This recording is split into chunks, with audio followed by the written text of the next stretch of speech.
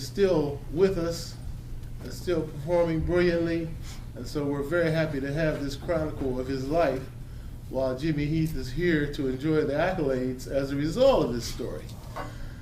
This is a very interesting story that Jimmy lays out in I Walk with Giants, and I wanted to start with the title itself, because last night, if some of you had the good fortune of being in this very room when Larry Applebaum was doing the Jazz Times before and after session with Jimmy, you heard Jimmy waxing eloquent about some of his friends in the music, some of the other masters, some of the people that have touched his life, like James Moody and like Sonny Rollins.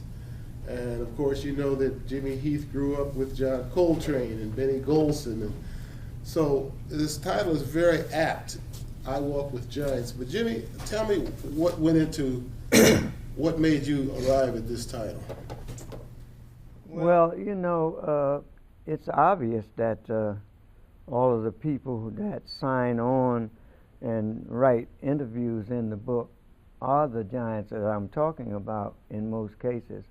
I was able to get interviews corroborating my story as I was telling it, and then I would bring in an interview by Benny Golson or John Coltrane or Miles that corroborated my story as I was going along. So it's got a chronology about the book, and it's a call and response book in that fashion, as jazz is, you know, in its origins. So that's the thing about the title. And another, you know, me myself being 5'2" or 3, and most of my friends are like you, Willard, that I've been knowing for years, and Brett Premack over there. You know, everybody is so tall. And, you know, I have always, my father and mother gave me a great sense of humor. And I entered that in the title as well as, you know, the Giants musically. They were tall people.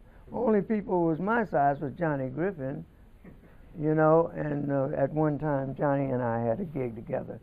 And he says, all the tall trees fell over, man. It's just the midgets now. Well, you know, that's funny because, I mean, another great tenor player, Joe Henderson, he was not tall. He wasn't a tall man. No. They're not all giants. No, but I mean, majority. Okay. Majority. And, you know, even Sonny Rollins. Now, people refer to Sonny Rollins as saxophone colossus. Mm-hmm. But when you see Sonny Rollins off the stage, he doesn't look so colossal. Well, he doesn't now, at the age of 80. But I remember Sonny when he was living down on Grand Street in Manhattan, or at one time, and he would walk to the gig at the Fire Spot, carrying his horn in one hand and barbells in the other hand. Sonny Rollins was a very strong young man, and he's, you know, he would probably, what is he, 6'11" or 5'11"? Yeah, about 6 foot tall. Well, that's big with me. And that's a giant of what he used to do. He was very physical. Now you talk about walking with giants, and you just mentioned some of your friends in the, I guess for those of us in this room, in the pantheon of this music. But some other musicians in the pantheon of this music, we'll talk about him at 1 o'clock. Some other musicians in the pantheon of this music who touched you even more so than those giants were the musicians in your family.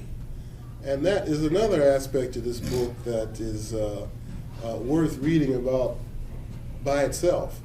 And that is how you grew up in a musical family. Talk about that, please. Well, you know, my father was an auto mechanic by trade just to sustain the family. And he also let all of the children, encouraged all the children in the family, because he played clarinet in the Elks marching band. And there's a picture of my mom and pop in the Elks. She was in the marching club, and he played the clarinet in the Quaker City Elks Band in Philadelphia. So my father would allow and invite all the children. It started with my sister, who was older than Percy, and she took piano lessons until she met boys. And she gave up the piano and got married and whatever. And then Percy came along, and he started playing the violin. And the violin in the hood or in the ghetto, and being named Percy and being a little skinny guy wasn't appropriate, you know. So Percy had a teacher by the name of Professor Pugsley, P-U-G, Pug. And a pug in my time was a fighter. So Professor Pugsley, when Percy would be taking the violin lessons, I'd be watching, because I'm 3 years younger than he. And every time he missed one of them notes, Professor Pugsley had one of the longest pencils I've ever seen to this day. Bob, he hit Percy on his hand. And for tears, with so many tears on the violin under the bridge, till dust would accumulate on it. And so my pop say, Jimmy, what you want to play? I say, not the violin. So, plus I had heard, Benny Carter and Johnny Hodges. Right. And I was in love with the alto saxophone. So my father bought me the alto saxophone. And that's where I started at the age of about 13 or 14, got the alto. So Percy started out on the violin, yes. wound up on the bass. You started out on the alto, right, and gravitated towards the tenor, yeah, and adopted the yeah, flute and the soprano. Right. How did younger brother Tootie, how did he get into the music? Well, Tootie wanted to play the drums from the jump street, from the beginning. Mm-hmm. And when he was in high school, somebody already had the drums. So he got a trombone and brought that home, and my sister cut that up. Said, get out of here with that thing with all that spit running out of it. And Tootie played the trombone. And you open the valve and spit run out. My sister couldn't use it, she cut him up. And he was just biding his time anyway with the trombone. He said, man, make your lips sore and everything. He was just waiting to get on the drums, and eventually he did get on the drums. And that's where he stayed. He liked drums.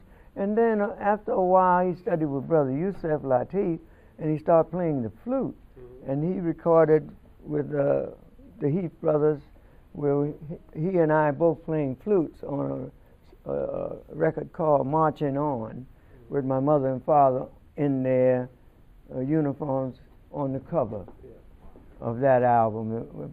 But Tootie could play. He had a real great sound on the flute. However, he stopped and went exclusively to the percussion.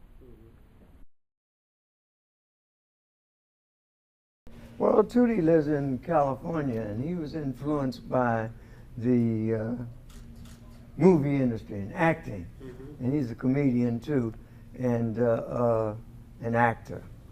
So he left us. The first record we made with CBS Records, Columbia, we got a contract with Columbia Records. And the first record we made, he agreed to be on the album, along with my son Mtume playing the congas, as a special guest. He didn't want to sign the contract with us when we signed, so Percy and I continued to play as the Heath brothers. And look, Willard, it hurt me to my heart to go to L.A. and play a concert, and Tootie being in the audience, and I got whoever, either Keith Copeland or Akita Tana. They're the two people that played after Tootie gave it up and went try to get in the Actors Guild and all of that. He thought he was going to be on TV and everything, but it never happened. So that's what happened. He left, and then eventually he came back, and the Heath brothers were intact until Percy passed in 2005. Yeah, I remember Tootie used to talk about how he actually preferred it when it was just the three of you, the trio. Mm-hmm. Well, we did a tour in Italy, and it was just the three, without a piano. But when we got the piano, was Stanley Cowell, and that made the quartet that made the record Marching On. Stanley Cowell and Charles Tolliver had a record company called Strata East, and that's when we made that record. And that is in 74, 76. That's before the CBS records.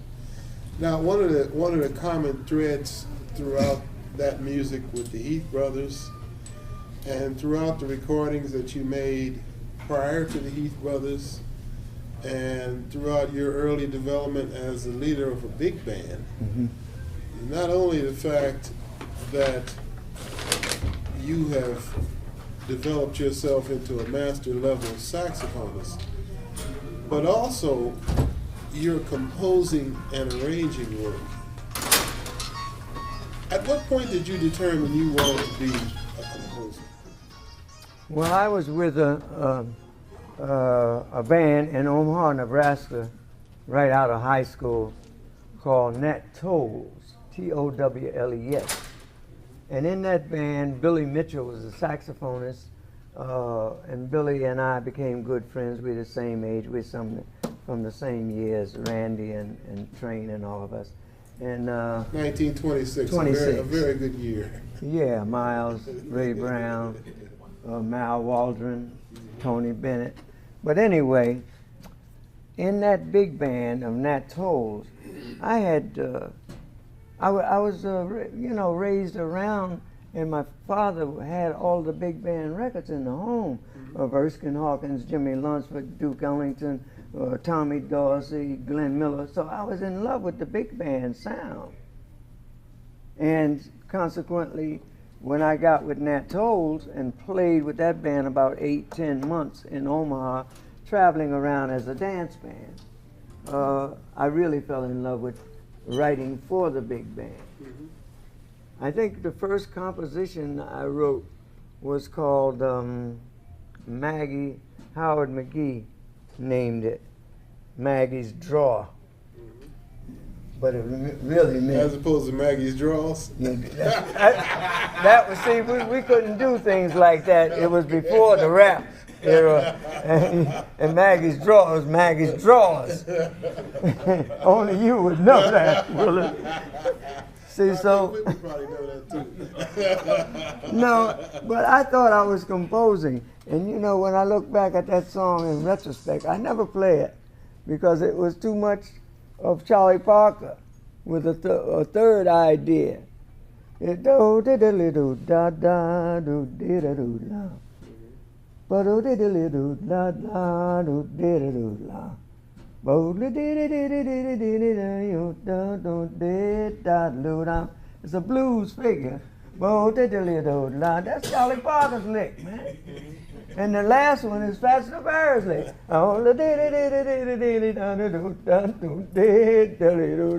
So I wasn't composing, I was stealing. And didn't know it. I mean, people still do that. Right. They think they got a new tune, and actually it's something already written. So, and Howard McGee, he named it, and we recorded it in Paris in 1948 when I went on my first flight to Paris, and we were on the festival with the Grand Coleman Hawkins. That's what they called him in France, the Grand Coleman Hawkins. And he was grand. He was a monster musician who started the great tenor saxophonist, one of the first to bring the tenor saxophone to the forefront. Now, you started out, as you said, stealing. But it's obvious that you've evolved to the point where a Jimmy Heath composition is a Jimmy Heath composition. And those of us that know your music and your voicings, we have a certain recognition for that. So how did you get from that point A to where you are now, to the exceptional level of composer that you are now? Well, you know, there's a certain, before people went to universities and colleges to learn how to do things, there was a certain amount of mother wit that people had. And there's a certain amount of mentors and talking to the people.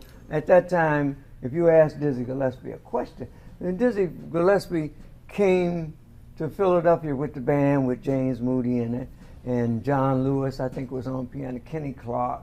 And when he came to Philadelphia with that band, it really made me want to write big band music. And Dizzy showed me something on the piano, and he says, look, if you want to write music for a band, you got to learn something about the keyboard. And he showed me a voicing that's still hip. And it was in 46 or 7. I still use that voicing. It's something that, you know, he was like the mentor. Dizzy was very special in that he had all sizes of ensembles covered. He could play a quartet, he could play the quintet with him and Bird, and all this was phenomenal. And then he could get a big band together and bring the bebop sound to the big band. He could write. He wrote his arrangements on things like Lover Come Back. That's his handwritten arrangement that he recorded on RCA Victor. And then some of the ideas that Gil Fuller wrote down, let's get Dizzy. When you hear things that come, that's Dizzy's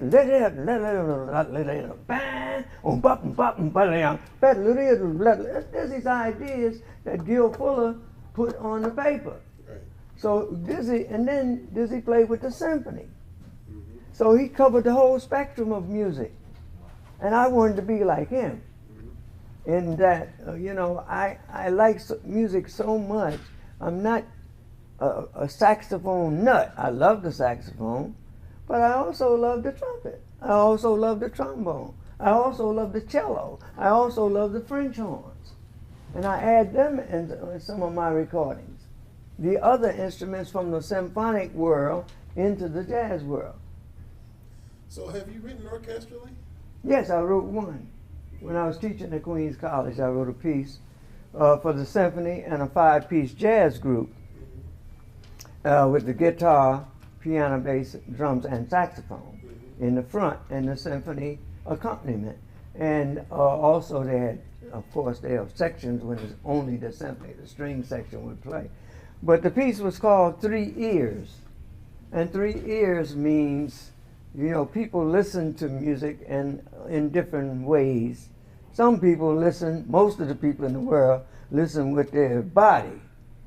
So the body's got an ear. And then the heart's got an ear. And then the mind's got an ear. So that's the 3 ears. And, and a lot of people hear the whole complete thing. When you know, musically inclined people listen scientifically. And they listening for, oh, what he did, oh, he played a 13th ninth, all that stuff.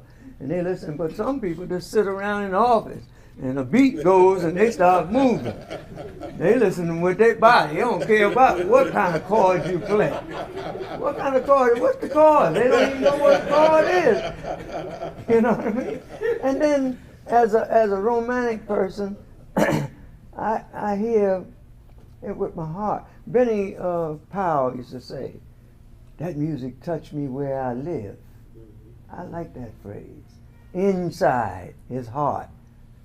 I use that one, Benny Powell, rest in peace.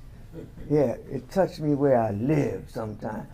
A great melody. When I hear Naima, I hear one of the greatest melodies ever written. I mean, you can take Tchaikovsky and any of the Western classical people with all those beautiful melodies they wrote, but Naima or Lush Life, or they're the same. They're all great contributions to the world of music. Now, you also wrote a major work in dedication to the saxophone, the Evolution Suite. Talk about that a bit. I did. No, Afro-American Suite of Evolution. Right. Well, in that piece, which my daughter always says, Dad, I like your music better than Roots music. But that's my daughter. But that's what I was doing.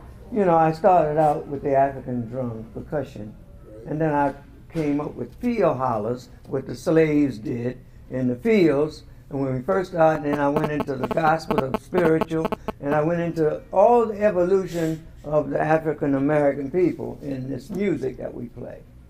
And that's when I got to as far as the swing. I went through the bebop, I went to the funk, and I went to the avant-garde with Ornette and everything. And each section I dedicated to somebody who personified that particular genre. Okay, so the bebop, of course, was dedicated to Dizzy. The swing era was to Count Basie. The ragtime section was to Albert Ammons and me, Lux Lewis, and those guys who wrote the boogie woogie style. You know, so that's where that came from. And that was a commission. You know, I've gotten a lot of commissions. They get a little better now. I just finished one for the August Wilson African American Center, Center. It's going to be performed April 2nd. Oh, okay. You know, that's a decent commission. But back in the day when I got that money from the Creative Artists Program in New York, it was $2,000 or something. It cost more than that to copy the piece. But I had, you know, suggested I would write this. They said, okay, here's $2,000, write it. And it took me 2 years of study. I had to go to Professor Rudolph Schramm at Carnegie Hall, who taught me how to write in all these different genres, because I was already writing for albums and had records out. But he taught me about how to write ragtime, what meter it was in, and how to bring in the strings, because I had never written for strings. It had a choir, strings, and the big band, the Afro-American suite. So there was a certain amount of authenticity that you wanted to get. Yes, from definitely. Working with someone like the professor. Yeah. I had gone to Smithsonian and gotten some tapes, Right. African drums and stuff, Mm-hmm. and figured that out, and employed that. And when I did that piece, it was performed 3 times, Right. and once in New York at Town Hall, and once at the Monterey Jazz Festival, and once in Winnipeg, Canada. Mm-hmm. Now, speaking of, back to the title of your book, I Walk with Giants, Mm-hmm. 2 giants that you grew up with. Talk about John Coltrane. Well, John is, and I have to, in the same breath, I have to mention Clifford Brown. John Coltrane and Clifford Brown were the most humble giants to ever come on this face of this earth, as far as I'm concerned. To have that kind of a talent and spirituality, and to be able to present that to the world and be the nice guys that they were, it's incredible. I don't know, you know, because some of us tend to be arrogant when you can do something and you know you can do it, and they get arrogant. And I call those people ego Stravinskys. And there's a lot of those. There's a lot of those in the world. You see what I'm saying? Yeah. But Train, man, I mean, you know, no offense to anybody, but Train told me, he said, Jim, I was playing, I think it was somewhere in Delaware, or he said, Jim, I was playing, and a white guy came up to me, and he said, I don't like that music you're playing. It sounds like nigger hate music. And Train didn't do anything. He said, well, I'm sorry, sir. And just walked away. And I know if that had been Freddie Hubbard, he'd have been on, he'd have been on the floor. Because Freddie Hubbard would have knocked him out, or at least tried. But Train was just that humble person. How could you let somebody insult you like that and not say anything? But and then Clifford Brown, the perfect example was I was playing in a gig in Philadelphia with Philly Joe Jones and a pianist named Dolo Coker and a bassist named Shuggy Rhodes. And we played this quintet in a place called Spider Kelly's up near Market Street. And there was a sister in there that was, I mean, she was so drunk. I don't know how she could stand up. So when we came off the stage, we playing bebop, modern jazz. And she said, I don't know what the hell that is y'all playing. But you playing the hell out of it. And she pointed to Clifford. And he said, thank you.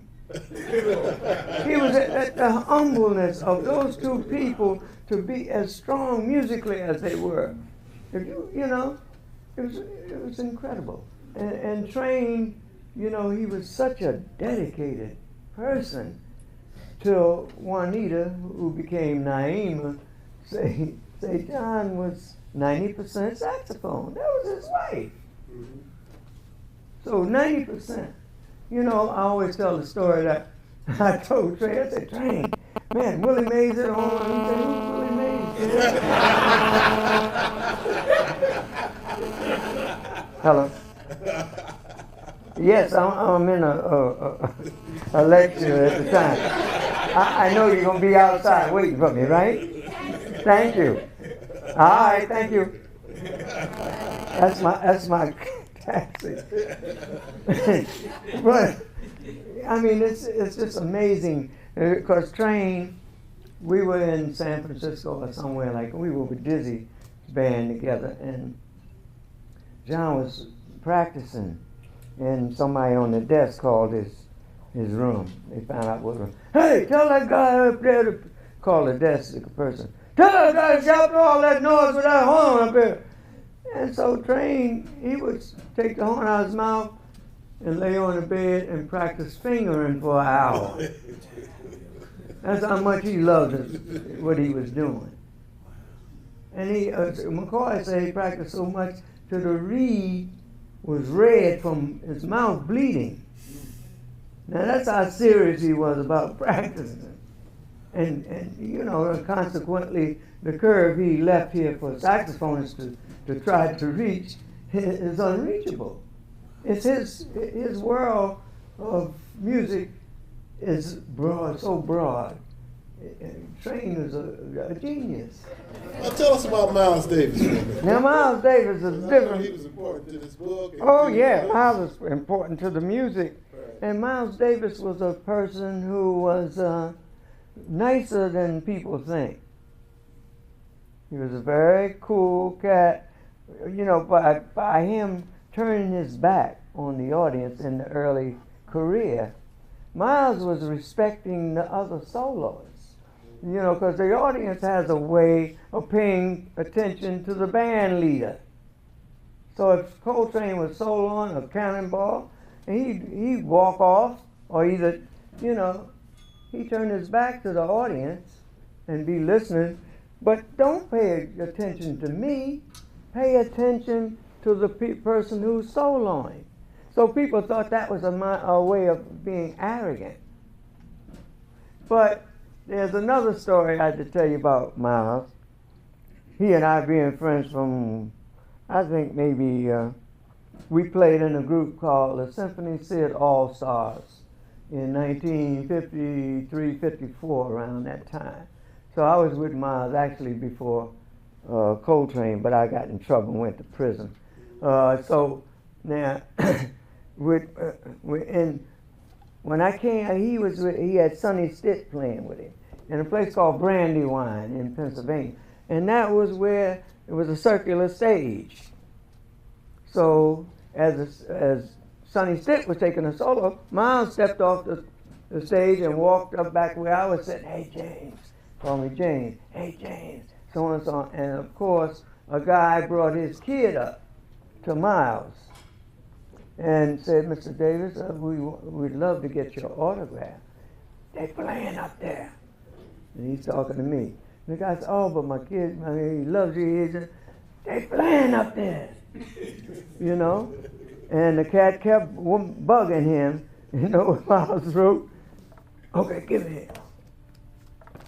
Joe Louis.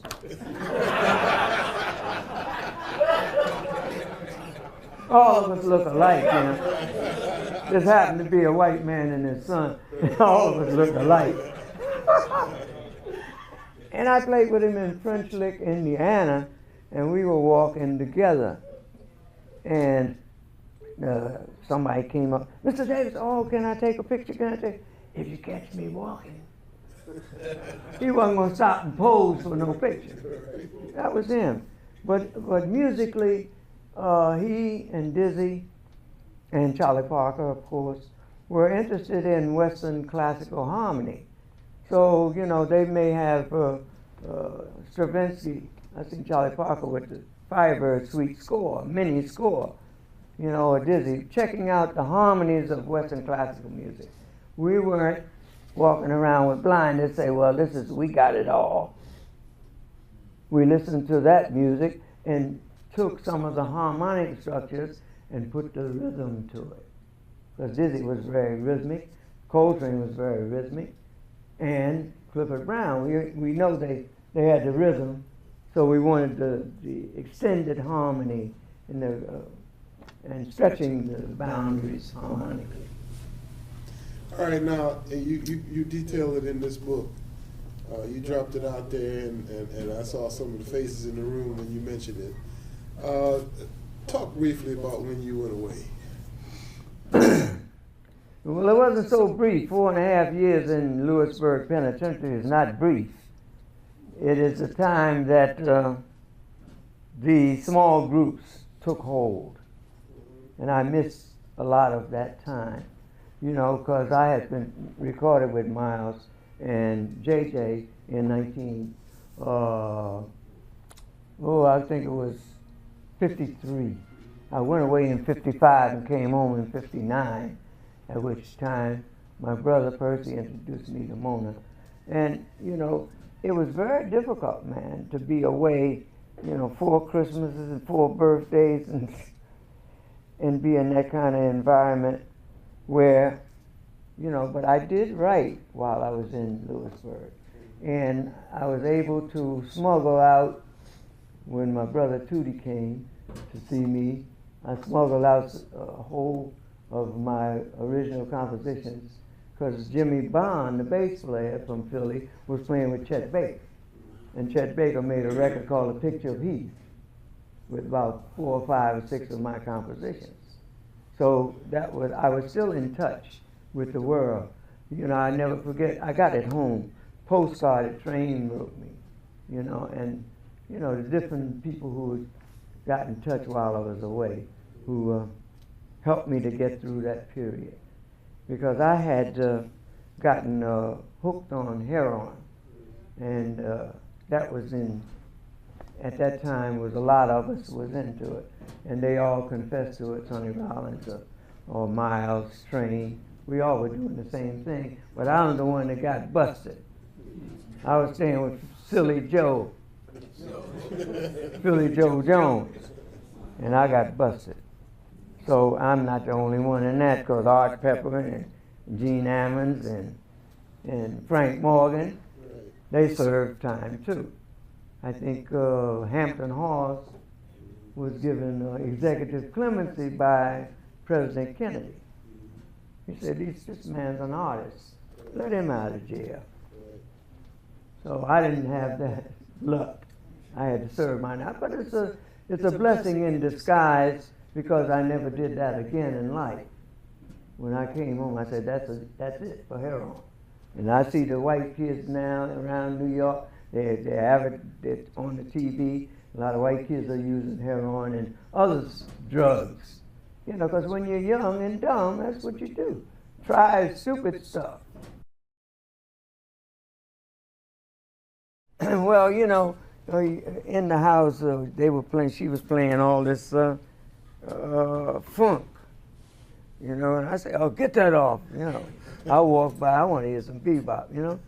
And I stopped one day, and I heard That's the Way of the World or something by Earth, Wind and Fire. And she said, Dad, they coming in town. And we went to Madison Square Gardens when the Serpentine Fire, when that album was out. So I got them all now because being on CBS, I could get them the promotion copies. So I got them all, and I fell in love with them. And I'm a good friend of Tom Washington, who Tom 84. I told him he should change his title to Tom 204 or something.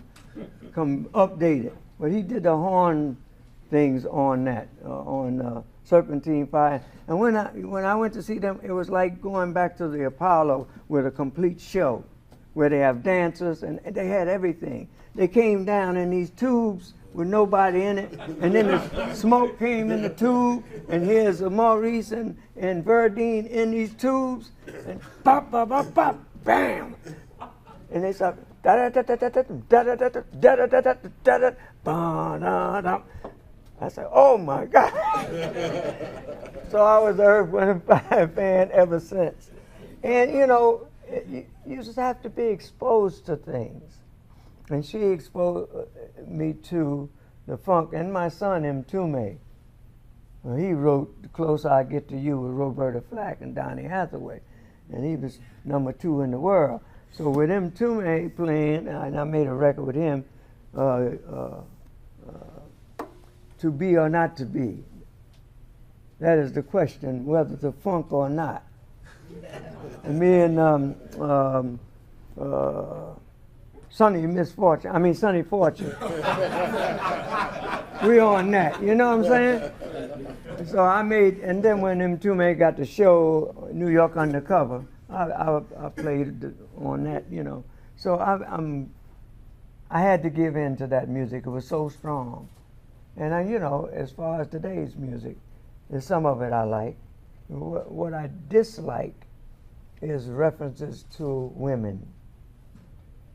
I would like the music okay if they didn't put women down. You know, I say, fool, don't you know your mother's a woman? And you wouldn't have been here without her? And they be calling women bitches and all kinds of stupid stuff on that music that they put out today. How could you do that, fool? And why would you wear your cap on backwards when that's a visor on the front for the sun? And why would you put it on your pants and like you don't know whether you're putting them on or taking them off? They're hanging way down here. Are you putting on the pants or taking them off? I'm not with that style. I have endured till now.